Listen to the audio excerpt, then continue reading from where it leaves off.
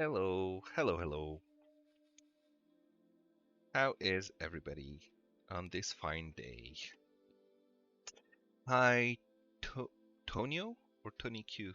Oh man, I think I might need to change my glasses. I think it's Tonio44. Hi, welcome, and hi, Lectu.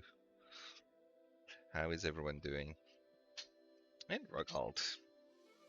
Alright, so we have a few people who already joined, so I think I'll go straight and start um, with our dev update. So, hello everybody. I hope you all had a great month. I hope you enjoyed the solar eclipse if you were on the path of the total solar eclipse that was, I think, on April 8th, so just last week. Um, I had the chance to see it. It was pretty impressive and a lot of fun. It reminded me of the first time I saw full total eclipse. I think it was in the 90s in Montreal as well. So a lot of fond childhood memories with regards to that event. It was very cool. Unfortunately, I was just kind of like on the limit of the totality, so I was still within the totality path, but I got maybe 10 seconds of it. A friend of mine went further away from the city and got a full 3 minutes of total solar eclipse, so that was cool. But yeah, still 10 seconds of awe is still awe, so still awesome. Um, Other than that, I hope everybody has been enjoying the warmer temperatures, at least if you're in the northern hemisphere. Spring is coming or has come, and we're all enjoying the disappearance of all the snow and stuff. If you're in Canada anyway, I'm sure you've had a lot of snow and you see it going away. Right. Hola, Ari rate. Lectus doing fine. That's awesome. Um, ha, hap, haplogene. Thanks. Appreciate the words. All right. And so, um, with regards to news from the Forge, which is what you've all come here for, it's been going great.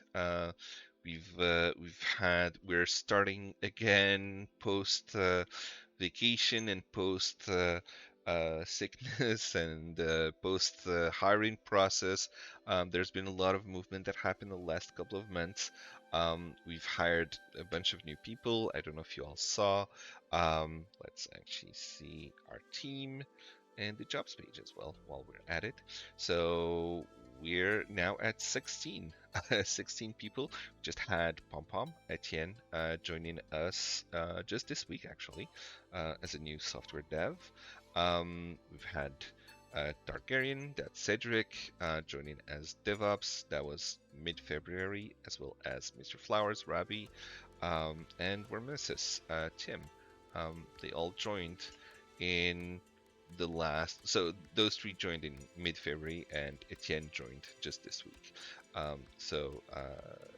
The team continues to grow.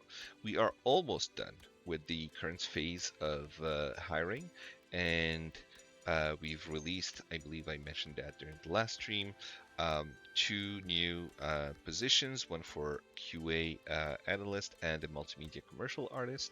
So we've received a few resumes and we've done some interviews.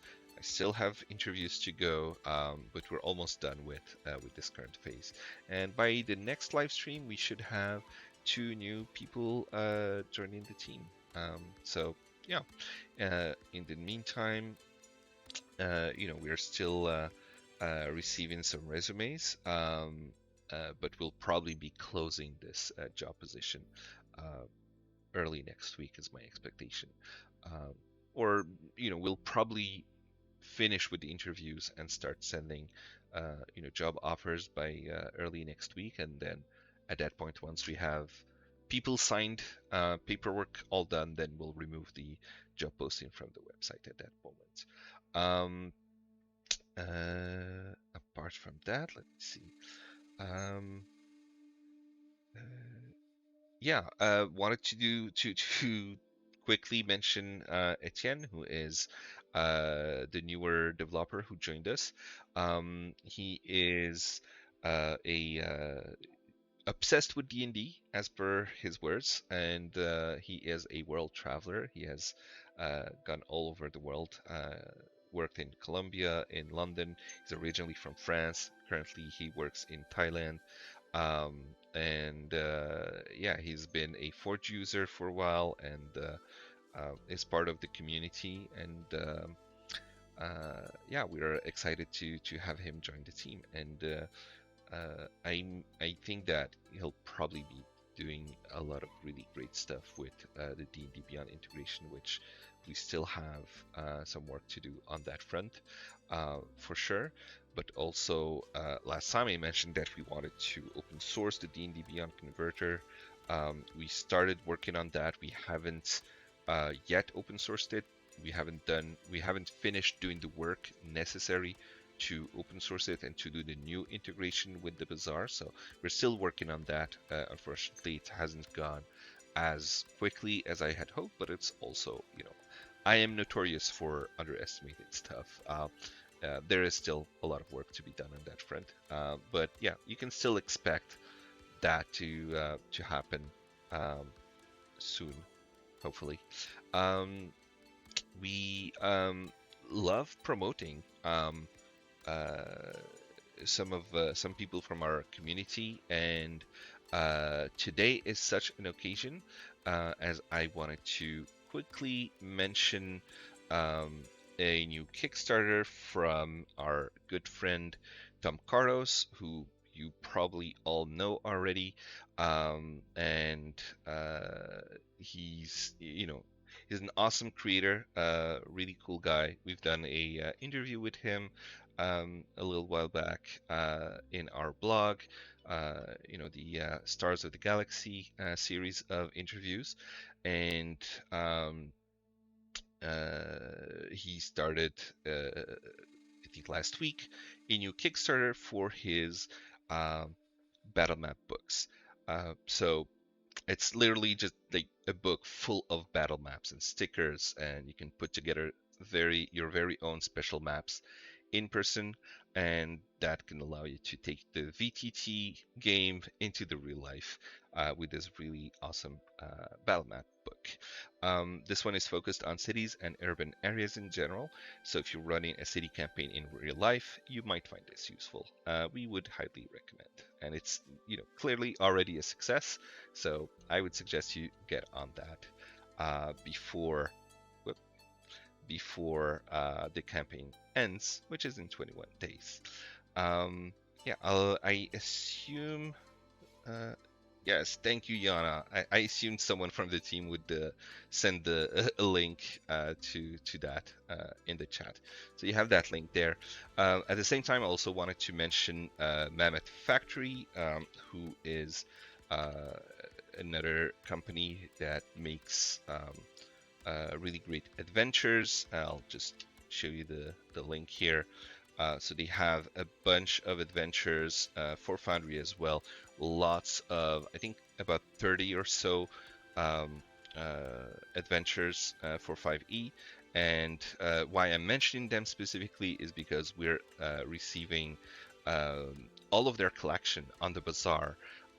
So you can expect to see their adventures popping up on the bazaar within the next few days, next few weeks. We do have a limit of two new contents from creators appearing on the bazaar per day, just to avoid someone just taking up all of the latest releases on the bazaar. So you can expect, since they have so many new adventures, you can expect these to start appearing slowly on the bazaar within the next couple of weeks, something like that.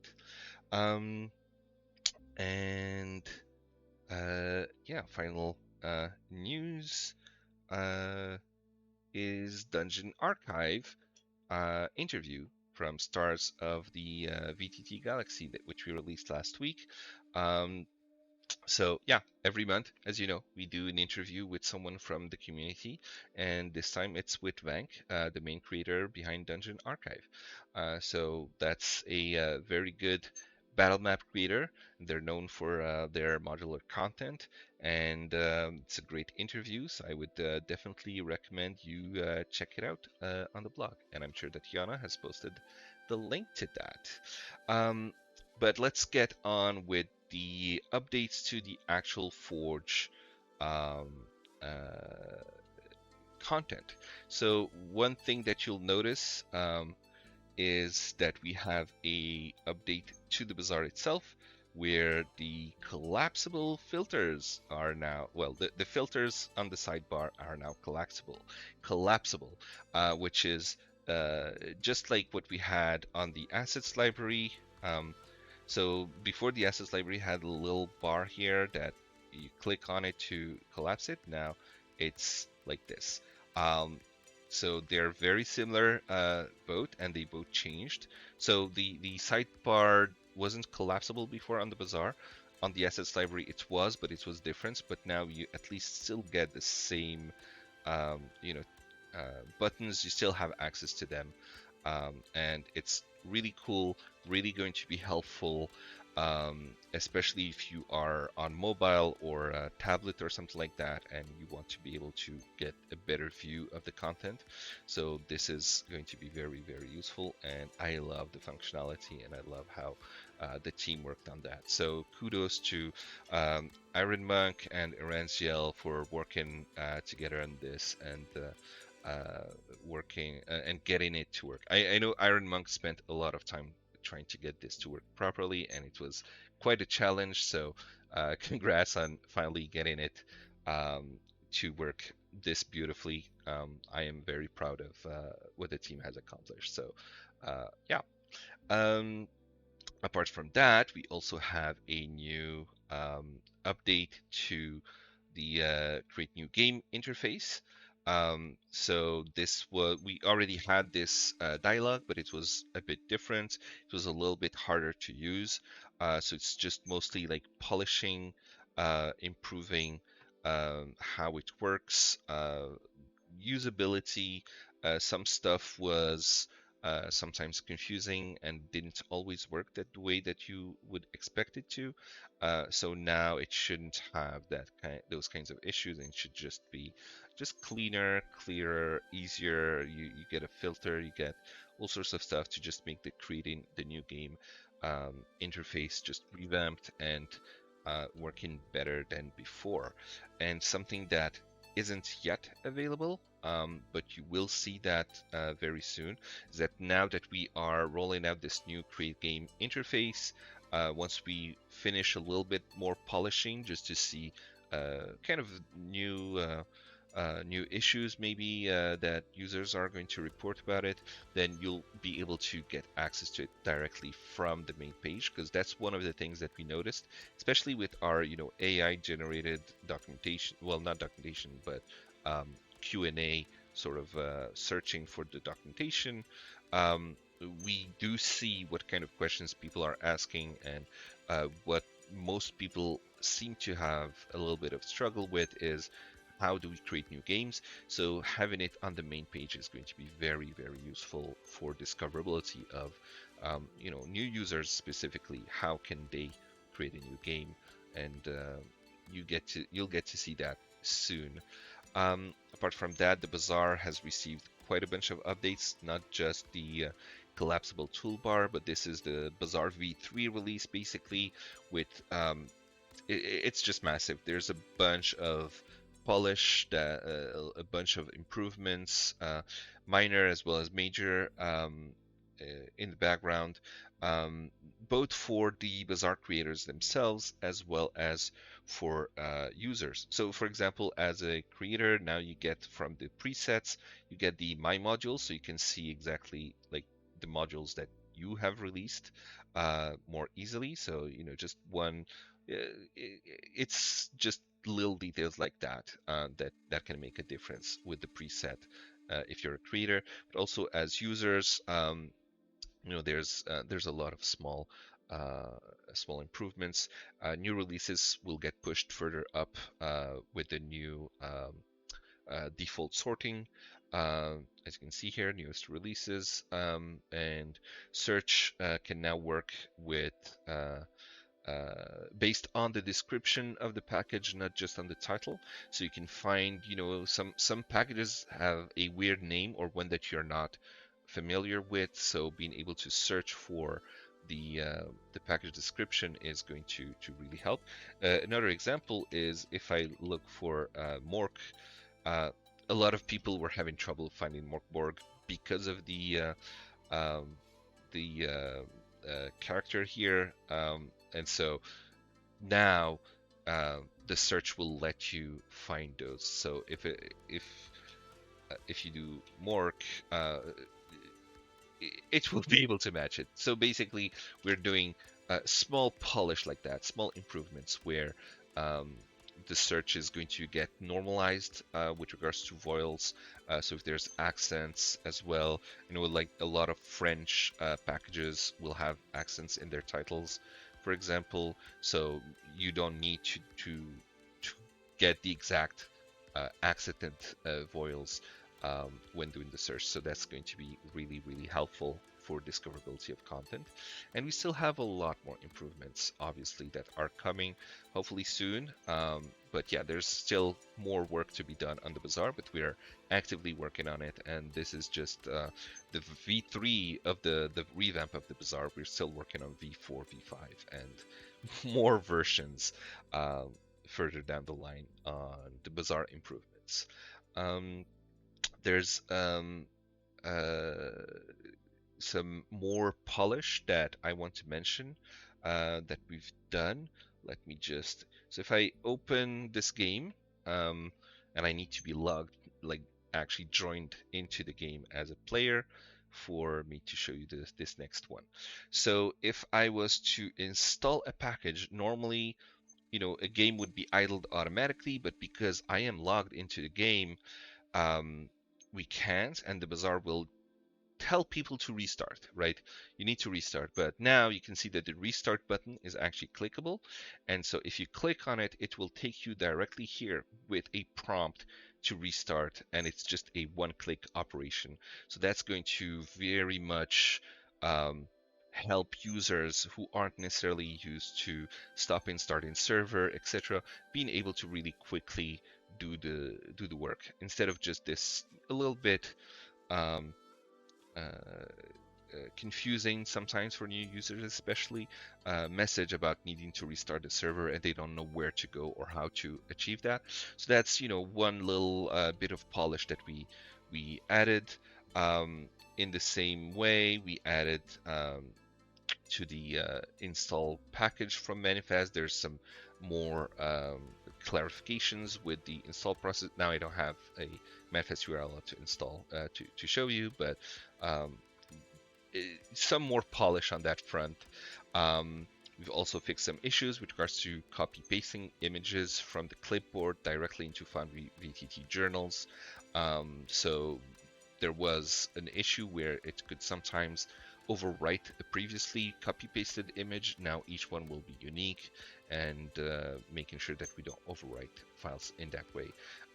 So that's really useful, and as I said, polish a lot of that. Another thing I wanted to mention, uh, thanks Jubal Rawl, the search is already better than Amazon. Well, that's that's high praise, so thank you. We've been working a lot on trying to get this super awesome search filter and just letting people really be able to discover what they want. There's another one that we almost released today, but it's probably going to go to next week that you can expect to see. So if I'm looking for adventures, for example, and I'm just looking adventure, so it's matching packages, but what you will see next week is that it will also give me a suggestion of like this tag adventure. So are you looking for the actual adventure tag? Instead of looking for a package named adventure. So basically, the search will also start matching the subcategories. If you look for English, it will tell you, oh, are you looking for these packages or for language uh, English, you know? So it will start matching searches on tags and basically subcategories like this. So this is another improvement that's happening, that we have it working, but there was just like one little bug that we found last minute, so we decided to push that release of that little feature until next week instead. But that's coming. So yeah, the search is continuing to get improved. Another thing I want to see is the ability to quickly get some, like, the presets here, maybe have it more easily visible, especially with the hidden toolbar like this. We can add more buttons for like presets and things like that, which I think would be really cool. So we still have more and more ideas, and we still have more um, revamping of the bazaar that's coming. But sorry, ADHD, I got distracted by that comment from the chat. What was I talking about? I was about to, yeah, I was just talking about the ongoing polish. And I was just about to mention something else, which is related to LiveKit. So we are fully aware that users have experienced some issues with LiveKit recently, where it just stops working at some point, and it's an issue specifically with Redis. I won't bore you with the detail on the infrastructure deployment, but it's basically the database that LiveKit uses that sometimes just fails, and it's an issue with that database specifically, with regards to high availability. And I think, I know what caused it.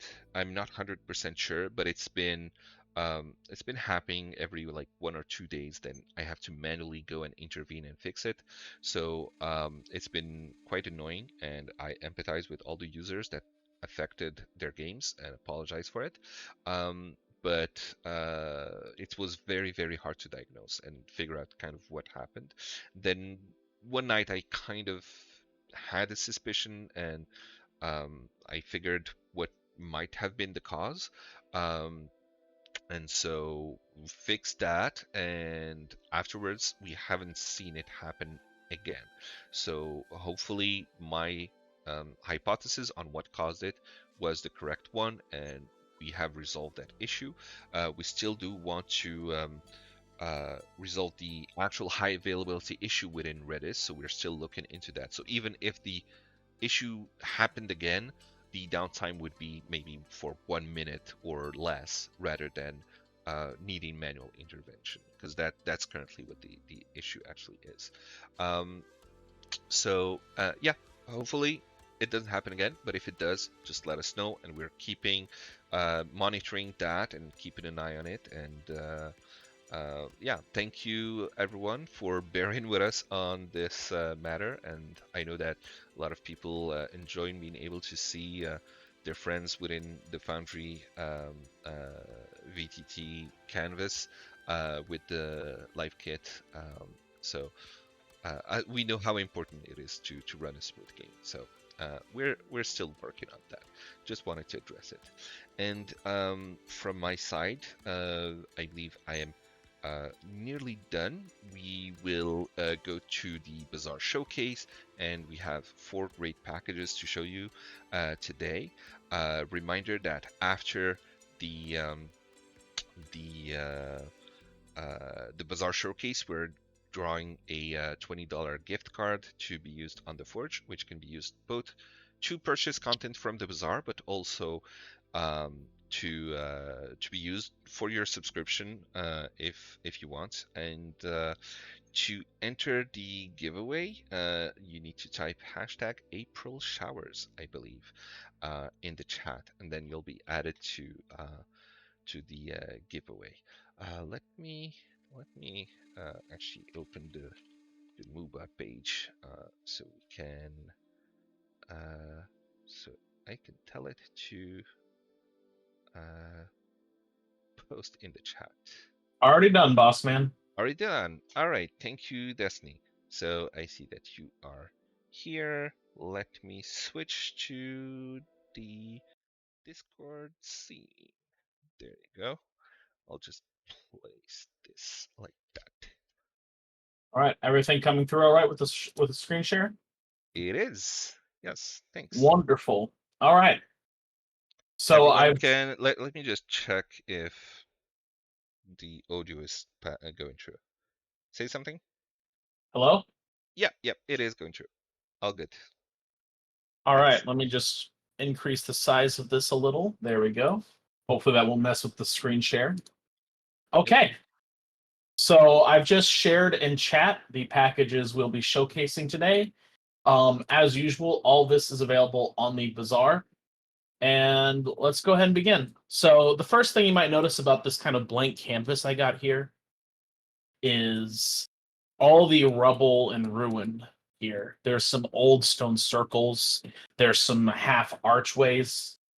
There's little bits and pieces here you can leave as kind of like a trail around the ruin to show rock that has fallen away. And there's these old stone daises and even some fallen pillars. This would have been very useful for a recent map I was making before I unfortunately had to find some other assets. This is the Ruins, Rubble, and Magic pack by JB Media. They're a creator relatively new to the Bazaar, and they've been releasing a lot of battle map assets that you can use in your game, kind of perfect for tiles. For instance, you can have a pillar, and then maybe like your players move the pillar with their strength, or a monster comes barreling through. You can just send the assets flying to kind of signify that this is more than just a normal threat, or that your player is more than just a normal person, you know? They've even got this cool stone dragon that's kind of glowing. They've got these statues you can use. Maybe you can even have a puzzle where like the players have to rotate old statues within a dungeon. Um, it's perfect for the kind of thing you throw into a dynamic map to use. And best of all, it's only $3.99 on the Bazaar Marketplace. That's Um, awesome. I really, really, really love that dragon. Absolutely. It really makes you think like maybe it's a dragon that's been petrified. Maybe it's a statue with some unbelievable power. Maybe it's even heck fossilized, but the magic is still present a million years later. Yeah, I really see it like a fossilized dragon, and immediately I was thinking of, just a normal uh recent days group of friends going to a museum, seeing a fossilized dragon, and then it comes to life, and then that's how your adventure begins. Exactly. Right. So that's it for this, and we'll move on now to some pirate assets. This is the Adversaries Pirates pack by Forgotten Adventures. Now, I'm a big Forgotten Adventures fan. I've given them a lot of money. Some would say perhaps way too much, but we won't focus on how much I've spent on them over time. Instead, we're going to focus on the quality of these top-down tokens. You might recognize this art style from the default tokens you get in the 5e system. These are this is artwork. This is top-down artwork designed for a variety of pirates. You can see one is wielding an oar, one is wielding like an axe and like a hook. One is wielding a sword and what looks like some kind of like just thing for bashing you with. It's a I think club. that's like I think it's like a ship pin. There's like some technical naval name for it. They were common improvised weapons because they were tools, but you could also just hit people with them, right? Okay. And then there's even a guy with a crossbow. And this package is just perfect for when you need to run a pirate campaign or you're running a pirate encounter. Yes, belaying pin. That's exactly it, Topper Harley. I'm pretty sure this is a belaying pin. And so these are perfect assets if you're running a variety of pirates. You can have like a pirate brawler here. Maybe this is like a more acrobatic guy who's using the hook and some sails to swing around and like throw stuff at the party. And then if you even need like randomized token art, like let's throw some down here. It's even titled correctly so you can correctly use wildcard token images. So you can see here you're just throwing down a variety of random stuff that has the same equipment In fact, we can even pop into the asset folder here. And here, this I've actually got it favorited. And then we'll go ahead and just, and you can see here, they all share very similar names except for numbers. And they're titled according to what stuff they're wielding. Kind of just a great little feature, really. Um, so yeah, this is available in the Bazaar Marketplace, and it's only $4.99. Incredibly cheap, just like the previous package. The last one is a bit of an on-ball one compared to these assets. We're dealing with sci-fi here, so you might have noticed these strange assets here. These are spacemen wielding space rifles. Um, this is the Space Knights Fighters pack by the Planet Hoppers. They are the people behind the Mad Cartographer Patreon, and it involves sci-fi assets for your sci-fi campaign. We'll go ahead and open the tile browser here. I've actually got them favorited. And you can see that there's just a lot of different content here. This is a droid of some sort. I assume it just kind of roves around and collects stuff. You get various consoles you can throw down. You get an escape pod or a bomb of some sort. It's hard to tell. And like maybe one comes down and these guys come pouring out of it. You can maybe have this crash to the middle of the map in the middle of your encounter in Starfinder, and it's relevant. Or maybe like there's this parked here and these guys are taking cover behind the spaceship. There's all sorts of possibilities with these sci-fi packs, and there's so many random but cool elements within it. Perfect for your dynamic. Yeah, Helldivers. Yeah, I guess that was going to come up. Helldivers has been kind of in the cultural chaos. And hey, you can even have a light sword. TM. uh, I see this as being very useful, especially in the upcoming Starfinder beta testing that they're doing. Just a heads up, that's in a few months. Or maybe even you do a crossover event, because Starfinder content is going to be compatible with PF2E content. They've already said this publicly. So maybe, just maybe, your players are investigating some weird thing that crashed from the sky. But instead of it being the typical meteor or eldritch monster coming from the heavens, maybe, just maybe, some alien is going to come out of this giant spaceship, and your players get to fight John Starfinder. If you are looking to buy this package, it is only $4.99 on the Bazaar Marketplace. The final bit of content we're going to be showing today is a free module. This is the PF2E Workbench. 5e was and is still an overwhelmingly popular system on the Forge and Foundry VTT in general. But PF2E is probably what I'd call the most emblematic of Foundry VTT strengths. It is incredibly modular. The components work very well with each other. You might be familiar with like how you can flank enemies, and it'll automatically include flanking. It has various condition support for automatically reducing or increasing AC, skill checks, and the like. But sometimes you need to go a little further, and PF2E Workbench can handle that for you. For instance, NPC mystification. This basically helps automatically mystify properties and items involved with NPCs. You can add stuff and customize how they're mystified. It's just a really nice quality of life feature. One of my favorite stuff about Workbench is, I believe it's in here. Yes. So this right here is my favorite thing in all of PF2E with Workbench. Let's say I have a pirate here, they're level 2, but I want a template to work with for like a level 4 pirate. I'll probably add some abilities, tweak the numbers. Let's go ahead and scale it. We'll make it level 4. And suddenly I have a level 4 pirate adjusted with higher HP, higher AC. You can see higher perception, skill checks, attacks, all of that. It's just automatically scaled for you, which is so freaking cool. And I love it. again, like you use this to reuse stat blocks, or maybe you have a stat block you want to use, but you don't want to spend 5 minutes tuning up the numbers. You can just enable that setting, right click, and then scale to level. And there's just so much in here that I can't even get into because it's going to take too long. But I'm going to show this as the last bit of like showcase for the PF2E workbench. Love to try, yeah. Um,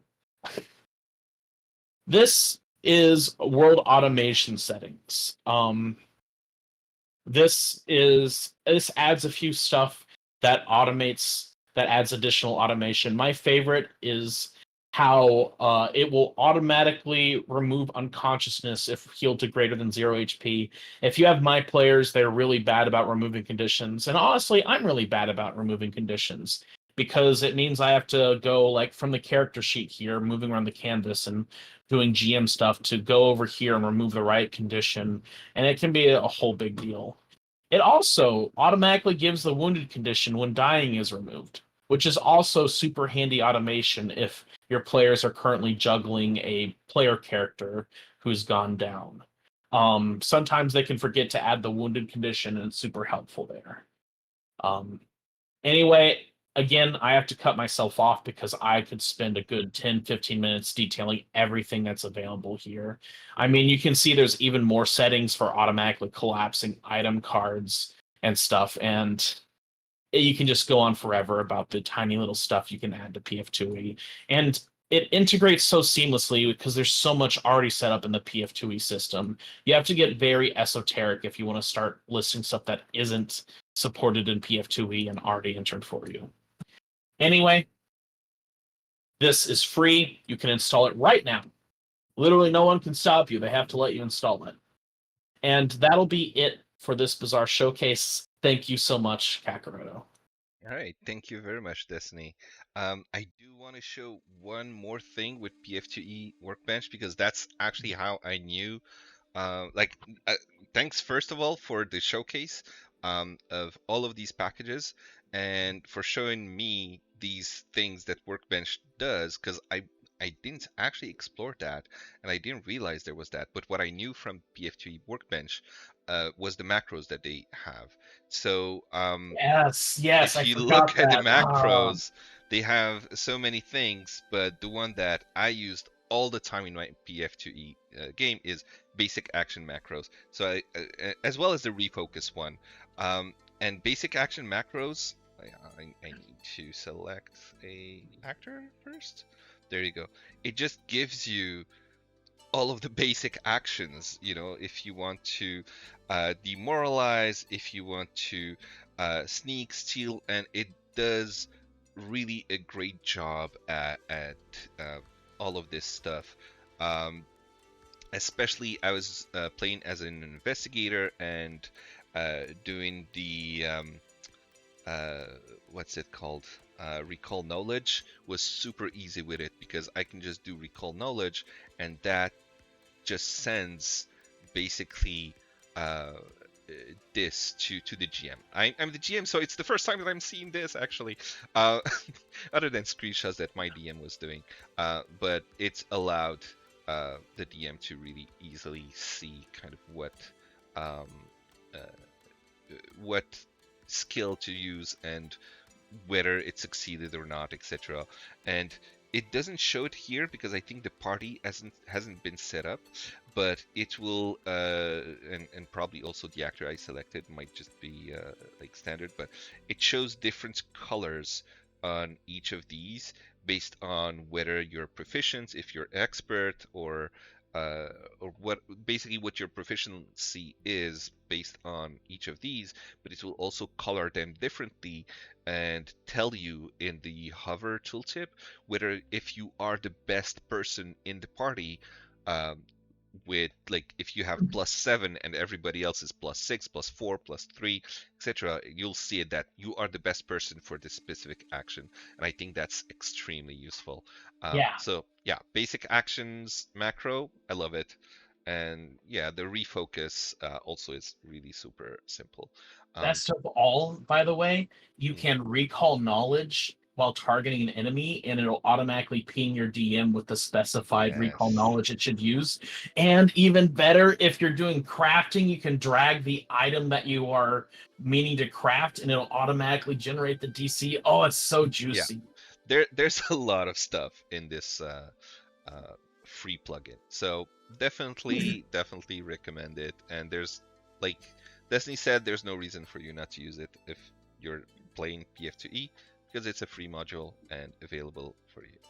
All right, we since we have finished with the Bazaar Showcase, it's time to draw the giveaway winners. I will give a little bit more time for people who did not enter it. Um, so I'm just posting again. So hashtag April Showers to get a $20 gift card um, for the Bazaar or for your Forge subscription. Basically, a $20 gift card to the Forge. Um, hashtag April showers. In the meantime, I want to just mention the last point that I wanted to mention um, with regards to this update.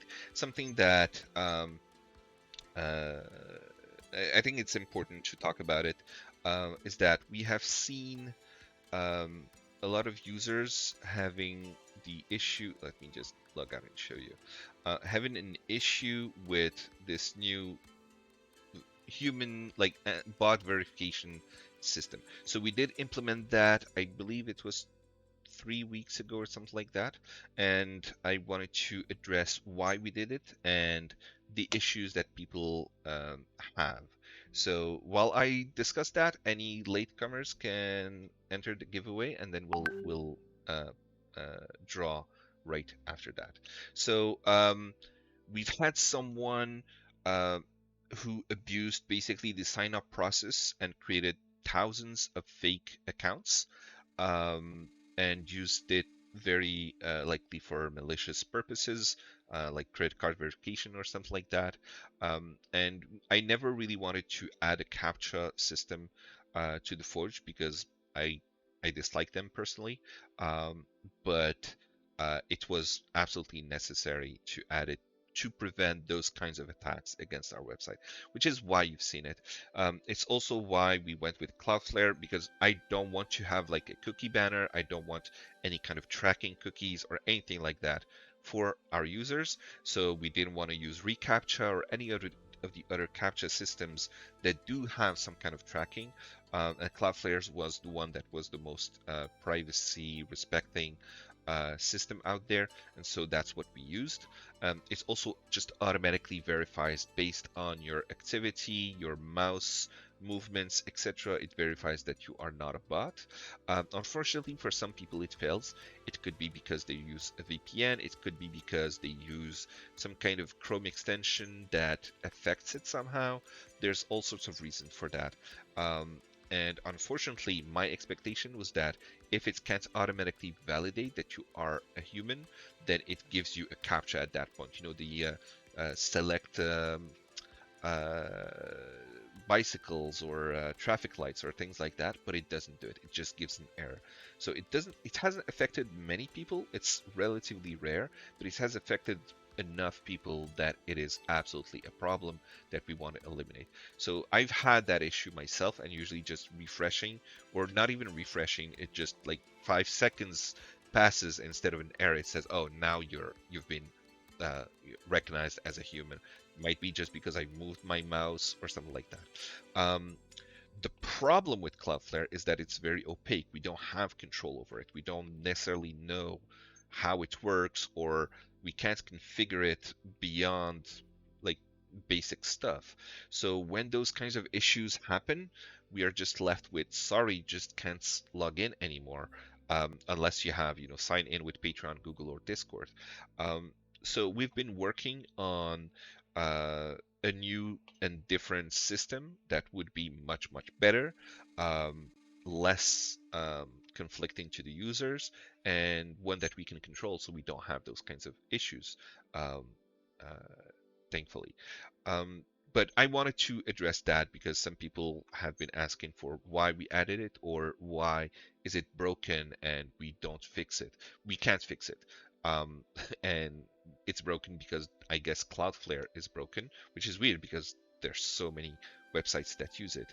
Um, but we had to basically act within just a few hours, so we released the Cloudflare verification quickly, and then took the time because development work takes a lot of time. We've worked on implementing our own, and this is what I want to demo um, really quickly. Now, this is how it is, and so you get to select the lowest dice, and if I do this, oh, the captcha is wrong, so now it re-rolls the dice, and there you go. Now this is, I know that this is the lowest one, so now if I sign in, then it works. So it's a completely different one, that one that we have developed, and that we want to make sure that it does the job correctly, that it doesn't interfere with the user's login process, etc. And one that is so much nicer and is also appropriate to the Forge because of uh, you know, rolling dice. What else would we do? And we are calling it Dice Jaw. So we will be releasing that very, very soon as well. And hopefully, once we do, people should not have any kind of problems logging into the Forge. Um, all right, and that was it. That was what I wanted to show. Um, yeah, there was something else, but that's just like more polish. There's, I mean, there's many things that we are still working in the pipeline that needs to be done and released. But we're trying. So the one other thing that is available on this server for testing at the moment is also the ability to show you when you're looking at your data storage, if you have a large world or other data like a leftover zip file that was not deleted from a broken installation and things like that. It will let you know, oh, this file or this world is large and it shouldn't be there. And do you want to delete that zip file, or do you want to troubleshoot why the world is large like this?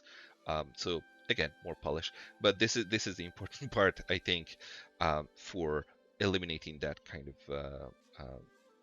of issue logging in, because I think logging in is very, very critical, obviously. Um, so yeah, it's as you can see, it's working. Just need to finish a little bit of polish and make sure that it's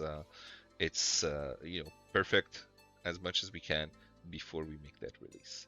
All right, and with that, I will be moving this here so everybody can see and draw entrant. Topper Harley 70 is the winner for. Oh, it was just slightly too late, Yagnar W. Sorry, but Topper Harley 70, congratulations. I probably should have done a drum roll and everything, and I just went in really quickly, click draw entrant. But yeah, there you go. Congratulations on the win for the giveaway. Destiny Gray will contact you with your $20 gift card. And thank you for participating. Thank you everybody else who participated. And if you have not won it this time, so if you are not the lucky Tupper Harley 70, then hopefully next month you'll get another chance, and maybe you'll be the lucky winner of the gift card giveaway. So make sure to subscribe and follow, and whatever other stuff that people say usually in social media stuff, in order to be here for the next live stream. And that concludes our live stream, but we go into the Q&A section now. So let me just switch to the Q&A. There you go. And now is the time to ask me any kind of questions that you may have. Um, and it will be my pleasure to respond. I did see someone at some point ask when will they be able to ask questions. So now is that time. Uh, Let me see if I missed any kind of comments earlier. Uh, how scalable are the items when close up? Looks like an alien. Oh, I think that was with regards to the tokens. Belaying pin. Thank you, by the way, Topper Harley 70 for the belaying pin. And uh, yep. Ooh, have I watched Dune 2? Opinions. Great question. I have not yet watched it. I did want to see it, but I didn't really feel like watching it, honestly. Because I'm busy with other stuff and my brain is somewhere else. But also, I've never been a huge fan of Dune. Um, but the first movie was good. Um, it's more about the book. I really, really hated the book. So I come into watching Dune with a bit of mixed feelings because I really dislike the book. Like to me, it's the worst book ever. Uh, but yeah, but the second part of the movie, I've been waiting for that for a while, and I just haven't had the chance yet. I'm breaking your heart. I'm sorry. So like the story is good. The characters not so much. The world building is absolutely amazing. No question about it. Um, but what I hate about the book is the author's writing style. It's it's just really heavy. It's really hard to read. It's hard to follow. He uses the word presently in every paragraph nearly. That I like what I remember from the book is presently. Like yeah, I really disliked the writing style of the author. But other than that, like the world building is great. It's just it was really a chore to finish the book, and I really, when I start something, I like to finish it. So I forced myself to finish it, and it was um, very very disappointing. Especially as I know it's recognized as the best sci-fi book of all time. So I was like, there must be something that happens to make it the best sci-fi book. Why? And no, it was just. I mean, it's the world building, it's the story for sure, but um, the writing style didn't change, obviously. Sorry, Lectu, for breaking your heart. I know it's a very conflicting opinion. A lot of people love it, their favorite book, and a lot of people hate it. And for me, it's my least favorite book, basically. None plus. um, yeah, that's an even weirder one. I feel like. I know, like Brandon Sanderson, who is my favorite author, has struggled with using the word maladroit or maladroitly, and he's aware of it, and he makes fun of himself about using that word, and he's stopped using it at some point because he's very much aware of it. But yeah, every author is gonna have something. Like even as humans, there are sentences that someone will tend to always say. All right. Oh, Zlatan, I'm breaking your heart. It wouldn't be the first time. Right. Um, Other question. What is one of your favorite character moments that stuck with you years later? Hmm.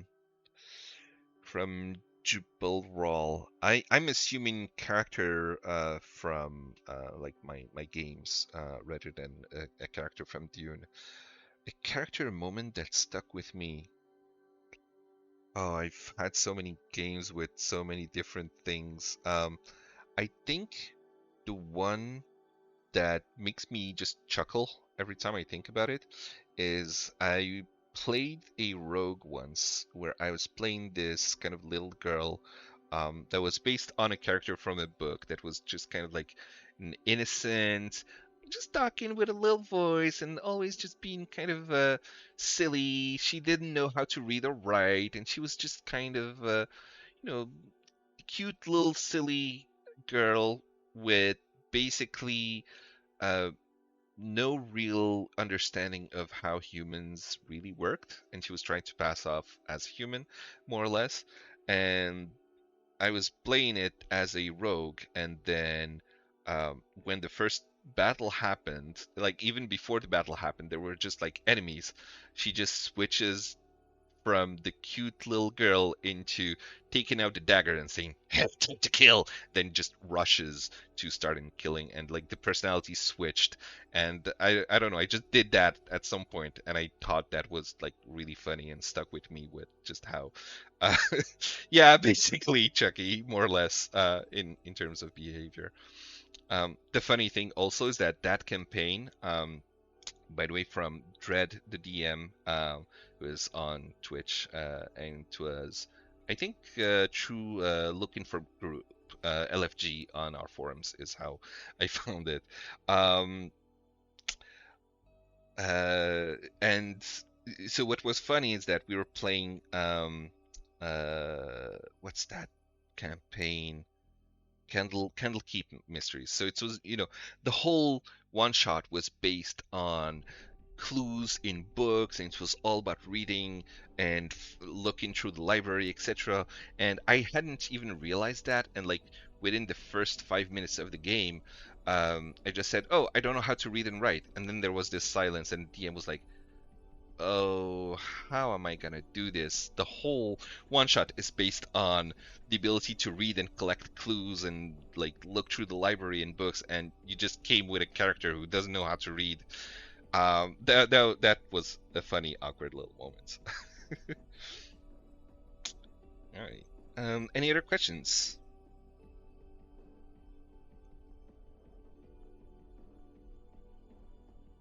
Cute little fuzzy bunny, but turns into a beast during battle. I have two cute little fuzzy bunnies at home, and they turn into beasts when the food is brought. Um, they're very cute though. All right. And let's see if there are no more questions. Um, then we can end quickly. Bring the holy hand grenade. Um, yeah. So okay. Just a few more seconds to see if someone has another question, but otherwise, I think we're nearly basically done with the live stream. So yeah, thank you everybody for being here, for following, for your patronage, for uh, you know being awesome people in general and being part of the community. And I believe there's a legal obligation somewhere for me to save, subscribe, follow, and all that other stuff that people say for social media. And I know it's not the right way to say it, but that's how I do it. And I believe Yana has a few links that she can share. Yeah, otherwise Yana will hunt me. She can probably share links to our Twitter, Reddit, Instagram, all the other stuff that she takes care of as our social media slash community manager. So yeah, follow us for to in order to get the regular updates. Um, oh, there was one thing that I could probably mention. It was in our Discord announcements. I believe tomorrow there would be a 4 hour interval for the people in Australia, specifically, well, Oceania region, that we don't really expect to be affected, but there might be some lower latency, or some things might not work 100%, or just be slower mostly, um, because the data center is doing some maintenance.